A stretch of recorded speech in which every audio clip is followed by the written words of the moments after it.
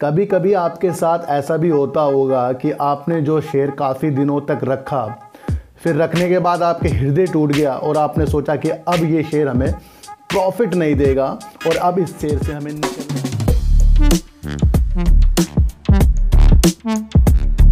नमस्कार, मैं स्वागत करता हूं आपका अपने ही चैनल पर जिसका नाम है डीप सर 6 और आज बात करेंगे सर रेणुका शुगर की और बात करेंगे सर वोडाफोन आइडिया की।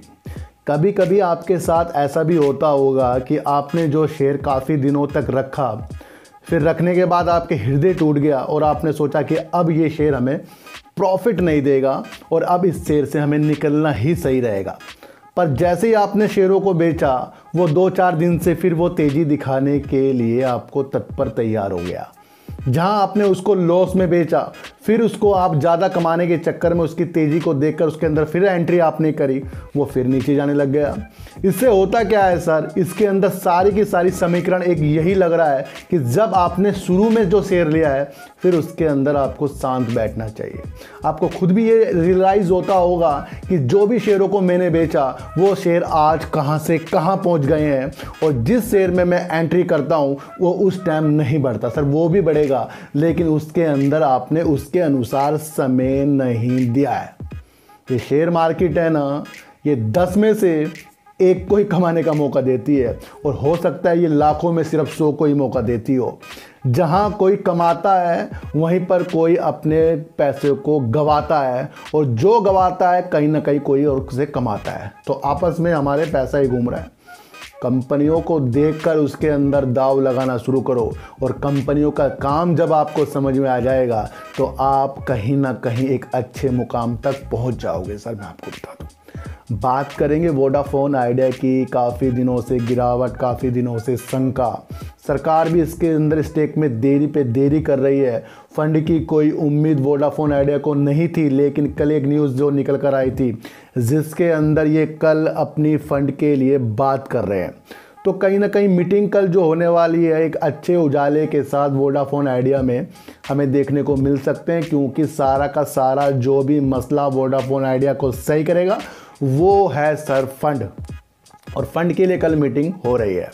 अब देखना है कि जो इनका वेंडर है कहीं इंडस टावर ना हो जाए, जिस तरीके से न्यूज़ में निकल के भी आ रहा है। अगर ऐसा होता है तो पॉजिटिव संकेत, क्योंकि आपको पता है कि इंडस टावर ने कहा कि भाई आप हमारा समय पर पैसा दो, नहीं नवंबर में आपका बस फिर हम कुछ भी आपको नेटवर्क नहीं देंगे। तो कहीं ना कहीं यहाँ शंका में विषय में जो वोडाफोन आइडिया था, गंभीरता से जो बात भी कर रहा था कि हम भुगतान भी कर देंगे, थोड़ा हमें शर्तों के साथ थोड़ी मोहलत दो।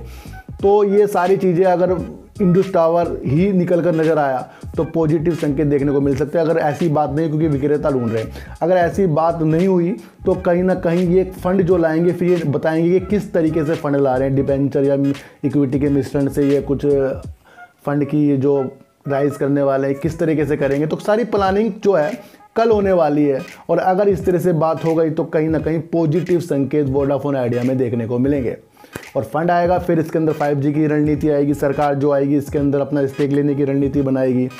तो कहीं ना कहीं अब उजाले देखने को वोडाफोन आइडिया में आगे जाकर मिल सकते हैं। शुगर सेक्टर जो है, जहां पहले ये भोजन के लिए काम कर रहा था, तो अब ये ईंधन के लिए भी वर्क कर रहा है, आपको पता है, एथेनॉल के लिए। और 2025 में नीति आयोग के अनुमान के अनुसार 1000 करोड़ लीटर एथेनॉल की ज़रूरत पड़ेगी, जिसकी वजह से 20% एथेनॉल पेट्रोल में मिलाया जाएगा। तो यहाँ से बल्ले बल्ले जो है शुगर सेक्टर में 2025 तक देखने को मिल रही है।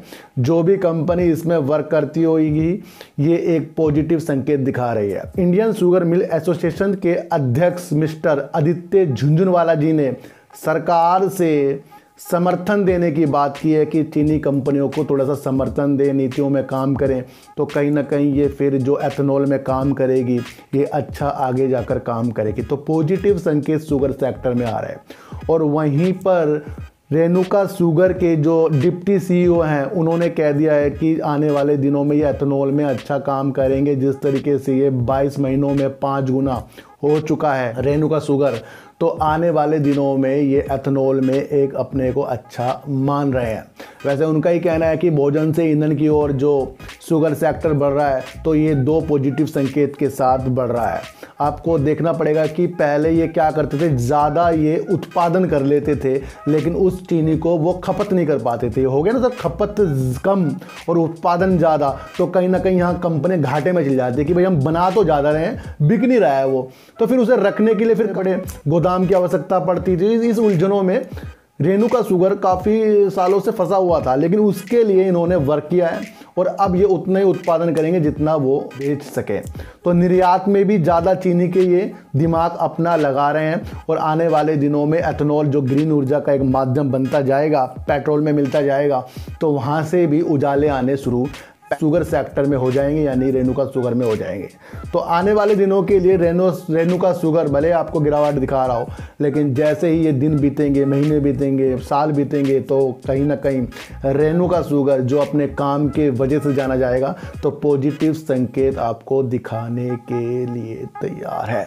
तो सर ऐसी वीडियो देखने के लिए मेरे चैनल पे आइए, जरूर सब्सक्राइब भले मत कीजिए, लेकिन मेरी बातों को गौर से सुनिए ही सुनिए। तो चींटी को आटा दीजिए, गाय को रोटी दीजिए और अपने बच्चों को ज़्यादा से ज़्यादा प्यार कीजिए, क्योंकि बच्चे ही आपकी मासूमियत से किस्मत पलटेंगे। तो फिर मिलेंगे आपसे नई वीडियो के साथ, जब तक के लिए नमस्कार।